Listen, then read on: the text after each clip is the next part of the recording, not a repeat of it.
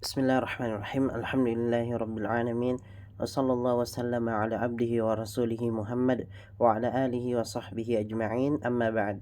Teman-teman sekalian, ini adalah pertemuan kita yang keempat dalam program pembelajaran bahasa Arab dari nol hingga mahir. Pembahasan kitab Durusul Lughah Al-Arabiyyah li ghairin natiqina biha. Pelajaran bahasa Arab bagi orang-orang non-Arab, jilid pertama, karya Syekh Ad-Doktor Fi Abdurrahim Hafizahullah Ta'ala. Semoga Allah Subhanahu wa Ta'ala senantiasa menjaga beliau. Pada pertemuan yang kedua atau pada episode yang kedua, kita telah membahas dua kata tanya, yaitu ma dengan a. Dan insya Allah pada kesempatan kali ini kita akan mempelajari kata tanya yang berikutnya, kata tanya yang ketiga, yaitu man. Kata penulis hafizahullah ta'ala, man hadha. Man hadha, maksud dan inti pelajaran adalah penjelasan seputar kata tanya man. Maksud dan inti pelajaran adalah penjelasan seputar kata tanya man. Man adalah kata tanya yang digunakan untuk menanyakan sesuatu yang berakal. Man adalah kata tanya yang digunakan untuk menanyakan sesuatu yang berakal. Berkata penulis hafizahullah ta'ala, man hadha, siapa ini? Hadha tabibun, ini adalah seorang dokter. Jadi silakan teman-teman sekalian lihat tulisan dan gambarnya, dengarkan bacaan dan pengucapannya, serta ulangi setelah saya. Saya akan memberikan waktu dan jeda agar teman-teman sekalian dapat mengulangi setelah saya. Kata penulis hafizahullah ta'ala, man hadha, siapa ini? Hadha tabibun, ini adalah seorang dokter. Man hadha, siapa ini? Hadha waladun, ini adalah seorang anak laki-laki. Man hadha, siapa ini?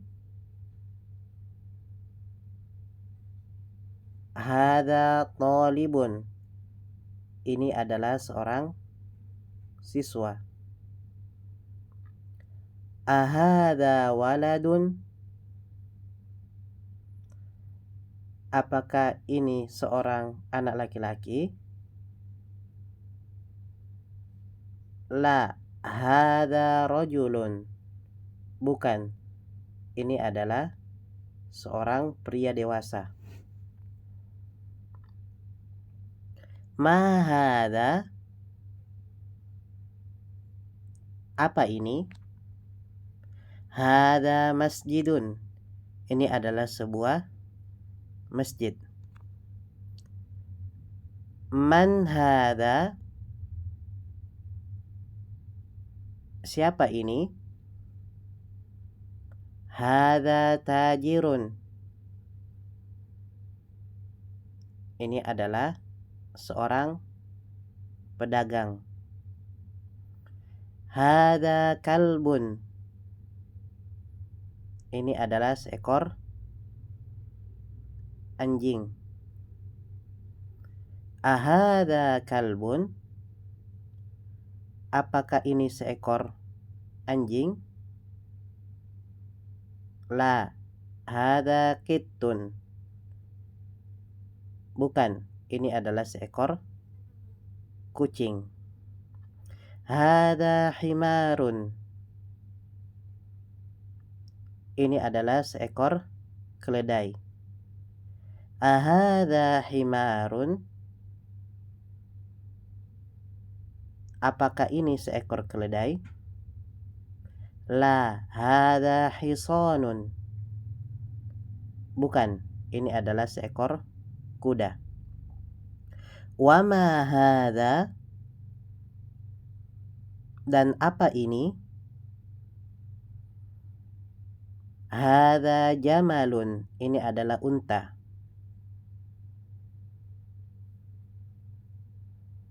Ma hadza? Apa ini? Hadza dikun. Ini adalah seekor ayam jantan. Man hadza? Siapa ini? Hadza mudarrisun. Ini adalah seorang guru. Ahadza qamisun? Apakah ini sebuah kemeja? La hadza mindilun. Bukan, ini adalah sebuah sapu tangan. Nah, sekarang teman-teman, ada beberapa poin yang perlu kita jelaskan di sini sebelum kita memasuki latihan. Poin atau pembahasan yang pertama yaitu terkait penggunaan kata tanya a. Di sini disebutkan, berkata penulis, ahadza waladun, apakah ini seorang anak laki-laki? Kemudian di sini juga dikatakan ahadza kalbun, apakah ini seekor anjing?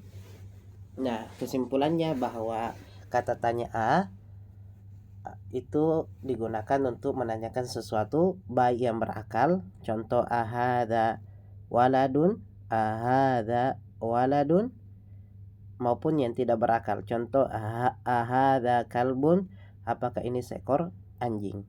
Kemudian pembahasan kedua, perbedaan antara ma dengan man. Ya, di sini contoh ma hadza masjidun. Apa ini? Ini adalah sebuah masjid. Di sini pakai kata ma karena yang ditanyakan adalah sesuatu yang tidak berakal, yaitu masjid. Dan di kalimat berikutnya, man hadza tajirun, siapa ini? Ini adalah seorang pedagang. Gunakan man di sini karena yang ditanyakan adalah sesuatu yang berakal, yaitu tajirun. Maka perbedaan antara ma dengan man, ma digunakan untuk yang tidak berakal, sedangkan man digunakan untuk yang berakal. Makanya biasanya diterjemahkan dengan kata man. Akan tetapi jangan sampai terkecoh teman-teman sekalian pakai kata man. Ini yang jangan fokus kepada terjemahannya, yaitu siapa. Akan tetapi yang perlu dipahami adalah makna dan penggunaannya, bahwasanya dia digunakan untuk sesuatu yang berakal. Sehingga ketika kita misalnya ingin menanyakan misalnya siapa namamu, kita tetap mengatakan mas muka, tidak boleh kita mengatakan man ismuka, ya. Karena ismuka itu adalah sesuatu yang tidak berakal. Ismuka, siapa namamu. Jadi kita harus menggunakan kata tanya mas muka, pakai kata mah, tidak boleh pakai kata man. Ya, ini mungkin yang perlu digarisbawahi. Kemudian kita masuk ke latihan. Itu mungkin 2 pembahasan inti di materi kali ini. Kita masuk ke latihan. Kata penulis tamrinun, latihan. Iqra waktub, tulis dan bacalah. Di sini teman-teman sekalian, kita ulang ya, bahwasanya kebiasaan penulis itu semua latihan-latihan yang beliau berikan itu tidak diharokati lagi, karena semua kata-kata yang ada dalam latihan tersebut itu sudah berlalu berserta dengan harokatnya, sehingga pada latihan tidak diberikan harokat lagi dalam rangka sebagai bentuk latihan bagi kita untuk berlatih membaca kitab gundul, ya, tulisan yang tidak berharokat. Ya, maka di sini saya akan memberikan waktu dan jeda teman-teman sekalian untuk membaca terlebih dahulu, kemudian saya akan bacakan setelah itu. Ya, kita mulai dari nomor 1. Silahkan teman-teman sekalian, apa bacanya ini nomor 1? Ya, ma hadza qalamun. Apa ini? Ini adalah sebuah pulpen. Kemudian berikutnya nomor 2. Ya, betul sekali. Hadza kalbun. Ini adalah seekor anjing. Berikutnya nomor 3. Ya, bagus sekali. Man hadza? Hadza tabibun. Berikutnya nomor 4. Ya, bagus sekali. Hadza jamalun. Ini adalah seekor unta. Berikutnya, ya bagus. Ahadza kalbun. Apakah ini seekor anjing? Ya, bagus sekali. La hadza kittun. Bukan, ini adalah seekor kucing. Nomor 6. Ya, bagus sekali. Ahadza dikun. Apakah ini seekor ayam jantan? Naam, iya. Nomor 7. Ahadza hisanun?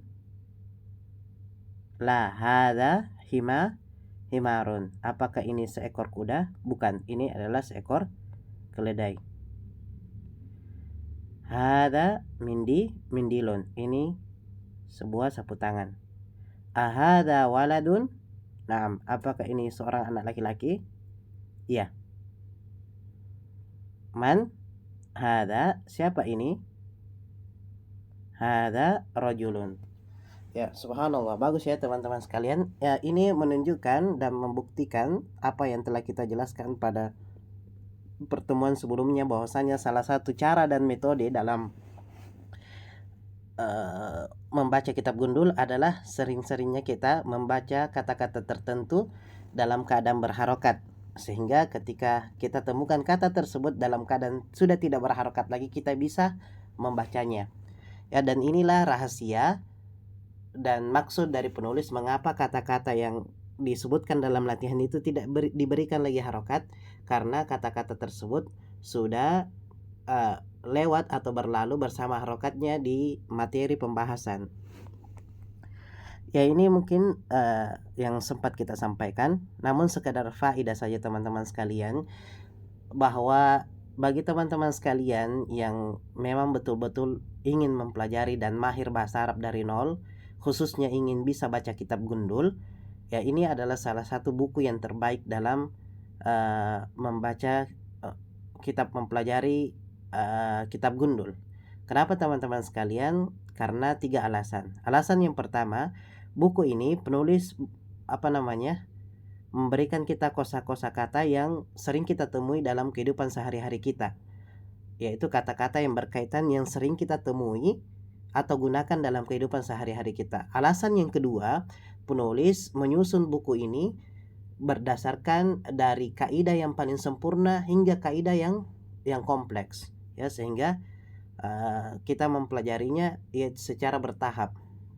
Kemudian yang ketiga, buku ini di setiap materinya disertai dengan banyak latihan, sehingga kita tidak hanya mempelajari teori saja secara terus-menerus, akan tetapi diselingi juga dengan banyak latihan, sehingga setiap selesai dari satu materi atau satu pembahasan, setelah itu diikuti dengan latihan-latihan. Ya, demikian yang bisa kita sampaikan. Wassallallahu wasallam ala abdihi wa rasulihi Muhammad walhamdulillahi rabbil alamin.